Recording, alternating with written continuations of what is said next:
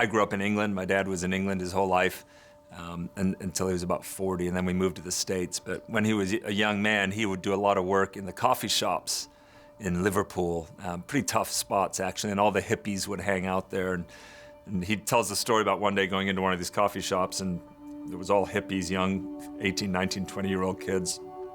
And one boy sat down at his table and looked at him and said, "What are you doing here?" And my dad says he had flowers in his hair, and it had been so long since he'd washed his hair that my dad wondered if the flowers were actually growing there.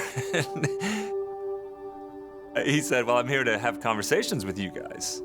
And the guy said, "Well, what do you want to talk about?" And my dad said, "Well, you know, life and why we're here and purpose." And the guy looked at my dad and he started to laugh and he goes, "Purpose?" And my dad just said, "So why do you think you're here? I mean, why are you on the planet? Why are you taking up space?"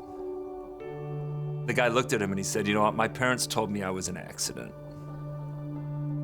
And because of the way I live my life, I'm assuming that my life will end in an accident too, that my death will be an accident. And so the way I kind of see my purpose is I'm an accident suspended between two accidents." My dad took out his Bible. He had it with him. He had like a little pocket Bible with him. He went to Psalm 139. "You created my inmost being.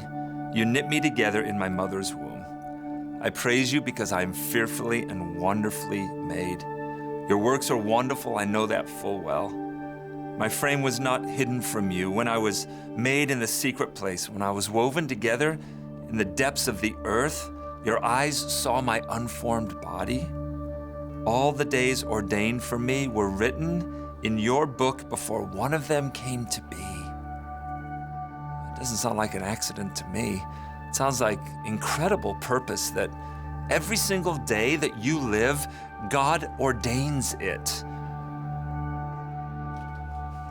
Yeah, my dad shared the gospel with him, walked the whole way through it. And my dad said, "Does that make sense?" He goes, "Well, the story makes sense, but something doesn't." And my dad said, "What?" And he said, "I don't think you really believe that." And my dad said, "Why would you say that?" And he said, "Because if you really did believe it, you would have been down here before now, and you wouldn't leave till all of us had agreed." And he stood up and walked out. It was a stunning moment for my dad. I know a lot of people struggle with this. A lot of people look at life and it seems purposeless, meaningless. In fact, there's a book in the Bible called Ecclesiastes, really wealthy, rich guy who had everything, and his conclusion was, man, every day under the sun is just kind of meaningless. You go after everything you want, you get it, and it's just kind of meaningless. And I know a lot of people feel that way, but the rest of the Bible teaches us that it's anything but meaningless. There's tremendous purpose in life.